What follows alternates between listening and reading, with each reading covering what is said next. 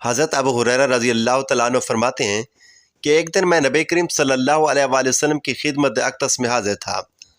हज़ूर अक़दस सल्लल्लाहु अलैहि वसल्लम ने मोहब्बत भरी नज़र डाली और फरमाया, ए अबू हुरैरा, क्या मैं तुम्हें ऐसे कलमात न सिखाऊं जो तुम्हारी ज़िंदगी को कामयाब बना दें, तुम्हारी कब्र को राहत दें, तुम्हारे लिए जन्नत की राह हमवार कर दें और जन्नम की आग को तुम पर हराम कर दें। यह सुनकर मैं बेताब हो गया और अर्ज़ की, या रसूलुल्लाह, ज़रूर अरशाद फरमाइए, मेरे माँ बाप आप पर कुर्बान। हज़ूर नबी करीम सल्लल्लाहु अलैहि वसल्लम ने फरमाया, ये ऐसे कलमात हैं जो मेरी जान करने के वक्त मेरे लिए आसानी का सबब बनेंगे, कब्र में रोशनी और राहत अता करेंगे और क़यामत के दिन निजात का ज़रिया बनेंगे। इन कलमात को हमेशा याद रखो, उन्हें अपनी ज़िंदगी का हिस्सा बना लो, क्योंकि यह दुनिया और आखिरत की कामयाबी की कुंजी है। फिर आप सल्लल्लाहु अलैहि वसल्लम ने वो मुबारक कलमात सिखाए जिनके बरकत से ना सिर्फ हज़रत अबू हुरैरा रज़ी अल्लाह तआला अन्हु की आंखों में खुशी के आंसू आ गए, बल्कि रहती दुनिया तक हर मोमिन के लिए हिदायत और निजात का रास्ता खुल गया। ये वो राज है जो हर शख्स की ज़िंदगी बदल सकता है। क्या आप जानना चाहते हैं कि वो कलमात कौन से हैं? बिस्मिल्लाहिर्रहमानिर्रहीम। अस्सलामु अलैकुम वरहमतुल्लाहि वबरकातुहू। मोहतरम नाज़रीन, हज़रत सैयदना अबू सईद खिदरी रज़ी अल्लाह तआला अन्हु से रिवायत है कि प्यारे नबी करीम सल्लल्लाहु अलैहि वसल्लम ने अरशाद फरमाया, लज़्ज़तों को ख़त्म करने वाली मौत को कसरत से याद किया करो। कब्र रोज़ाना पुकार कर कहती है, मैं अजनबियत का घर हूँ, मैं तन्हाई का घर हूँ, मैं मट्टी का घर हूँ और मैं कीड़े मकोड़ों का घर हूँ। जब मोमिन को कब्र में दफनाया जाता है तो कब्र उसे कहती है, खुश आमदीद, तो मेरी पुष्ट पर चलने वालों में से मुझे महबूब तरीन है और अब तो मेरे अंदर आ गया है, अब तो मेरा हुस्न सलूक देख। फिर कब्र उसके लिए हद निगाह तक कुशादा हो जाती है और उसके लिए जन्नत का दरवाज़ा खोल दिया जाता है। और जब कोई फासिक, फाजिर या काफिर शख्स दफनाया जाता है तो कब्र कहती है, तुझे कोई मरहबा नहीं, तो मेरी पुष्ट पर चलने वालों में मेरे नज़दीक बदतरीन शख्स था और अब तो मेरे अंदर आ गया है, लिहाजा अब अपने साथ मेरा बर्ताव देख। फिर कब्र उस पर अपना घेरा तंग कर देती है और उसकी पसलियाँ एक दूसरे में पेवस्त हो जाती हैं।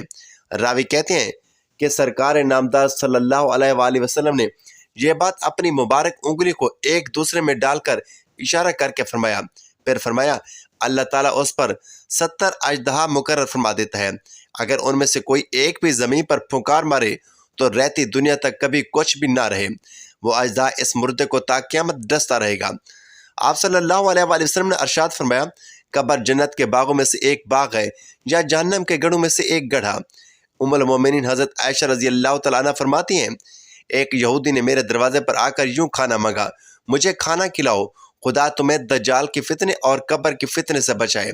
मैंने उसे अपने सरताज साहब मेराज सल्लल्लाहु अलैहि वसल्लम के आने तक रोक लिया।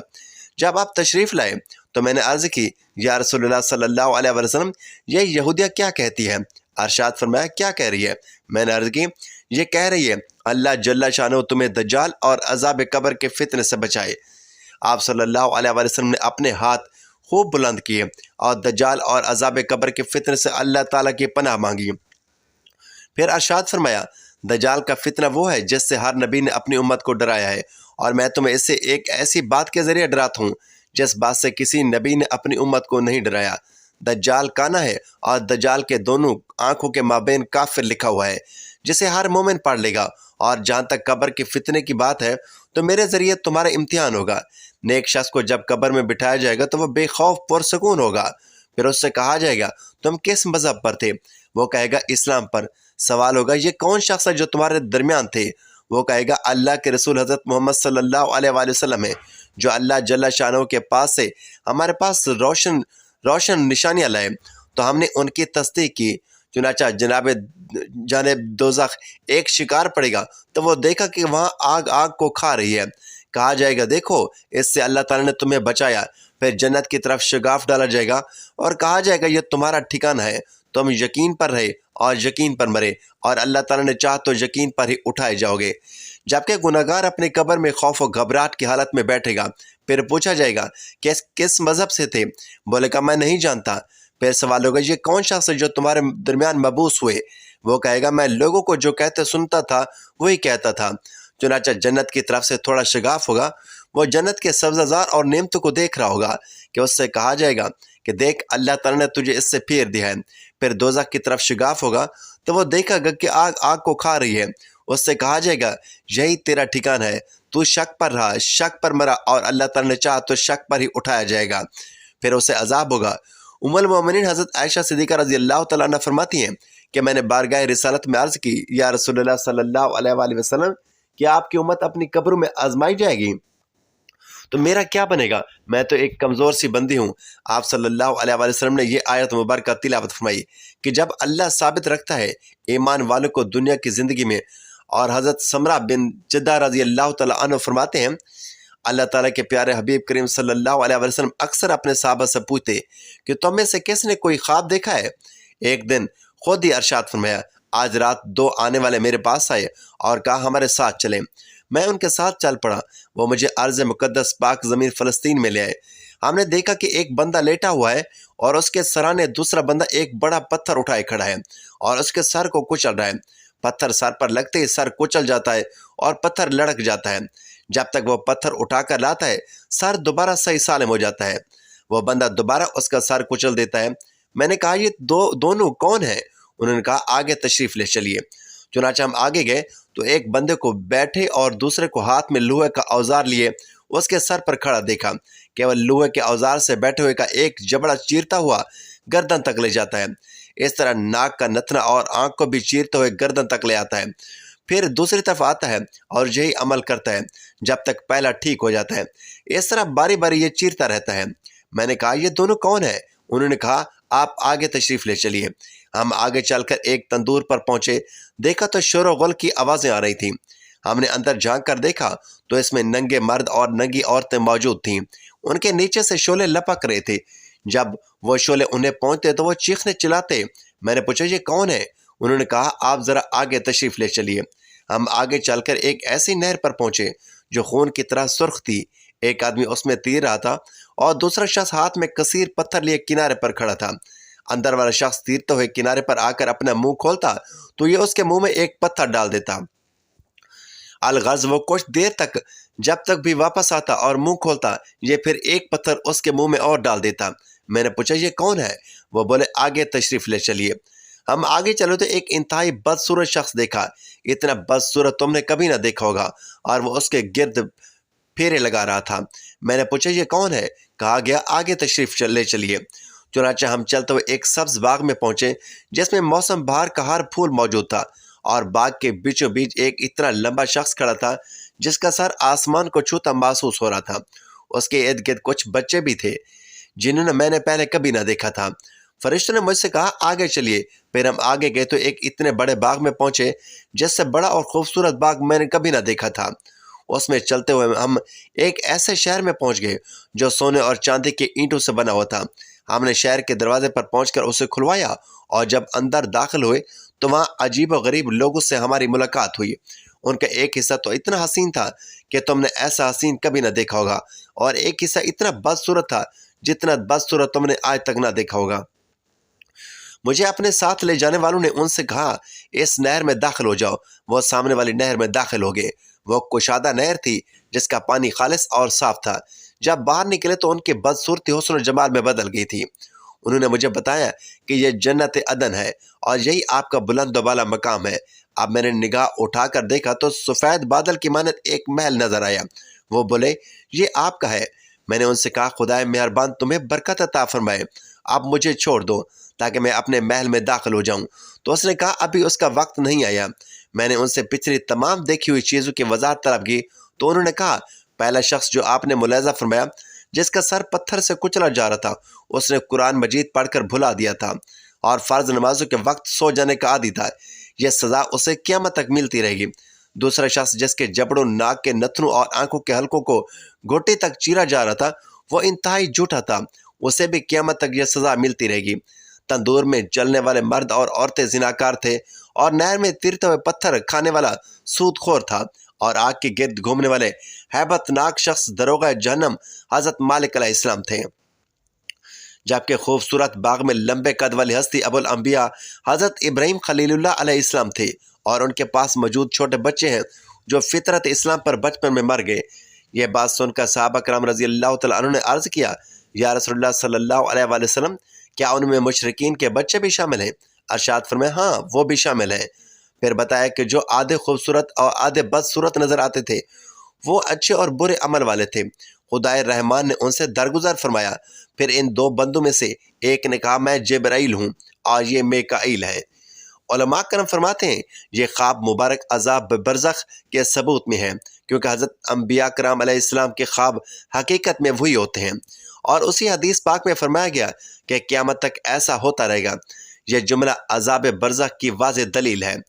امیر المومنین حضرت علی المرتضیٰ رضی اللہ تعالیٰ عنہ بیان کرتے ہیں کہ حضور نبی کریم صلی اللہ علیہ وسلم ایک دن نماز فجر پڑھا کر ہماری طرف متوجہ ہوئے اور ارشاد فرمایا رات میرے پاس دو فرشتے حاضر ہوئے اور مجھے آسمانی دنیا کی طرف لے گئے۔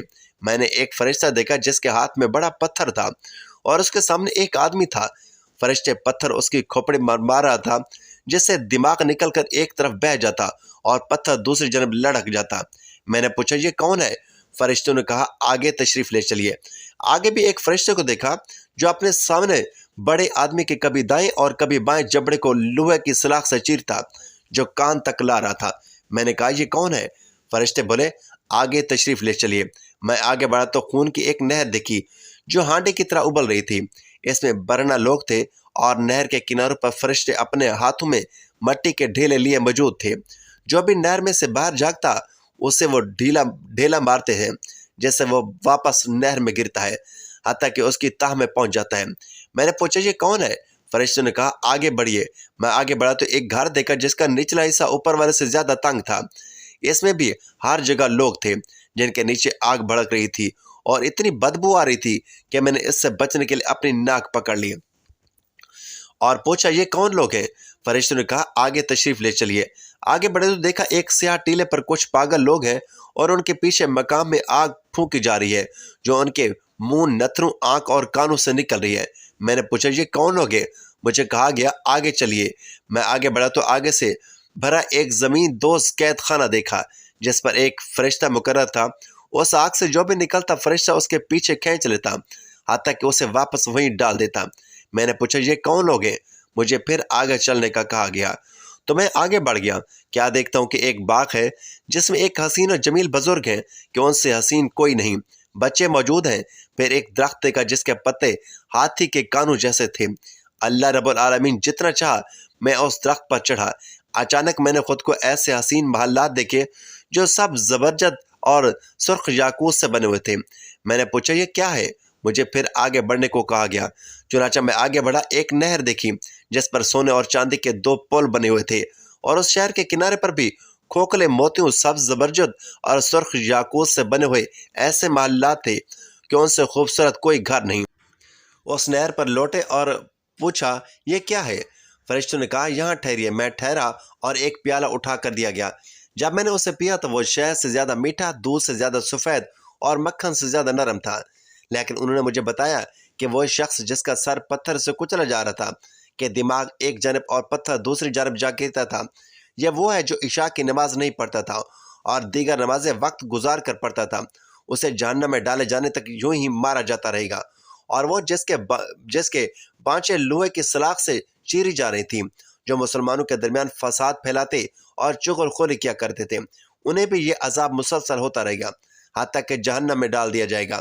اور وہ جس کے منہ میں پتھر ڈالے جا رہے تھے وہ سود خور تھے، اسے بھی جہنم میں ڈالا جائے گا یہاں تک کہ یہ عذاب ہوتا رہے گا۔ اور وہ برنا لوگ زانی تھے اور جو بدبو آ رہی تھی وہ ان کی شرم گاہوں کی تھی، انہیں بھی جہنم میں جانے تک یہ عذاب دیا جاتا رہے گا۔ اور جو پاگل افراد تھے آپ نے دیکھے وہ قوم لوط کا سا عمل کرنے اور کروانے والے تھے، وہ بھی جہنم میں ڈالے جانے تک اس عذاب میں گرفتار رہیں گے۔ اور آگ سے بھرا قید خانہ جہنم تھا۔ پھر جو باغ آپ نے ملاحظہ فرمایا وہ جنت الماوا ہے۔ اور جو بزرگ آپ نے دیکھے وہ حضرت ابراہیم خلیل اللہ علیہ السلام تھے اور ان کے گرد مسلمانوں کے بچے تھے۔ اور جس درخت پر آپ چڑھے وہ سدرۃ المنتہا ہے۔ اور جو محلات آپ نے ملاحظہ فرمایا وہ انبیاء، صدیقین، شہداء اور صالحین کی منازل و مقامات ہیں۔ اور وہ خوبصورت شہد کوثر تھی جو اللہ پاک نے آپ کو عطا فرمائی ہے، اور یہی آپ اور آپ کے اہل بیت کے جنتی ٹھکانے ہیں۔ حضرت سیدنا ابو ہریرہ رضی اللہ تعالیٰ عنہ سے مذکورہ روایت ہے کہ سرکار نامدار صلی اللہ علیہ وآلہ وسلم نے ارشاد فرمایا، اے ابو ہریرہ، کیا تمہیں ایسی سچی باتیں نہ بتاؤں جس کو بندہ اپنے مرض وفات کے آغاز پر پڑھ لے اللہ جل شانہ اسے جہنم سے نجات عطا فرما دیتا ہے۔ حضور اقدس صلی اللہ علیہ وسلم نے محبت بری نظر ڈالی اور فرمایا، اے ابو ہریرہ، کیا میں تمہیں ایسے کلمات نہ سکھاؤں جو تمہاری زندگی کو کامیاب بنا دے، تمہاری قبر کو راحت کا گہوارہ بنا دے، تمہارے لیے جنت کی راہ ہموار کر دے اور جہنم کی آگ تم پر حرام کر دے۔ یہ سن کر میں بے تاب ہو گیا اور عرض کی، یا رسول اللہ صلی اللہ علیہ وسلم، ضرور ارشاد فرمائیے، میرے ماں باپ آپ پر قربان۔ حضور نبی کریم صلی اللہ علیہ وسلم نے فرمایا، یہ ایسے کلمات ہیں جو جان کرنے کے وقت تیرے لیے آسانی کا سبب بنیں گے، قبر میں روشنی اور راحت عطا کریں گے اور قیامت کے دن نجات کا ذریعہ بنیں گے۔ ان کلمات کو ہمیشہ یاد رکھو، انہیں اپنی زندگی کا حصہ بنا لو، کیونکہ یہ دنیا و آخرت کی کامیابی کی کنجی ہے۔ پھر آپ صلی اللہ علیہ وآلہ وسلم نے وہ مبارک کلمات سکھائے جن کی برکت سے نہ صرف حضرت ابو ہریرہ رضی اللہ تعالیٰ عنہ کی آنکھوں میں خوشی کے آنسو آ گئے، بلکہ رہتی دنیا تک ہر مومن کے لیے ہدایت و نجات کا راستہ کھول گیا۔ وہ راز یہ ہے، اللہ تعالیٰ کے سوا کوئی عبادت کے لائق نہیں، جو زندہ کرتا ہے اور مارتا ہے، اور وہ خود زندہ ہے، اسے کبھی موت نہیں۔ اللہ تعالیٰ ہر نقص و عیب سے پاک ہے، بندوں اور شہروں کا مالک ہے، ہر حال میں پاکیزہ، برکت والی اور بہت زیادہ تعریف اللہ تعالیٰ ہی کے لیے ہے۔ اللہ سب سے بڑا ہے، اس کی کبریائی و عظمت و جلالت اور قدرت ہر جگہ ہے۔ یا اللہ تعالیٰ، اگر تو نے مجھے اس مرض میں میری روح قبض کرنے کے لیے مبتلا کیا ہے تو میری بخشش فرما۔ سبحان اللہ۔ اللہ سبحانہ و تعالیٰ ہم تمام مسلمان بہن بھائیوں کو ہر برے عمل سے بچائے، نیک عمل کرنے کی توفیق عطا فرمائے، چھوٹوں سے پیار، بڑوں کا ادب و احترام کرنے والا بنائے، آمین یا رب العالمین۔ ناظرین، ویڈیو اچھی لگے تو ویڈیو کو لائک کریں، شیئر کریں، چینل کو سبسکرائب کریں اور کمنٹ باکس میں اللہ تعالیٰ کے 99 ناموں میں سے ایک نام ضرور ٹائپ کریں۔ اگلے ویڈیو تک کے لیے اجازت دیجیے۔ اللہ حافظ۔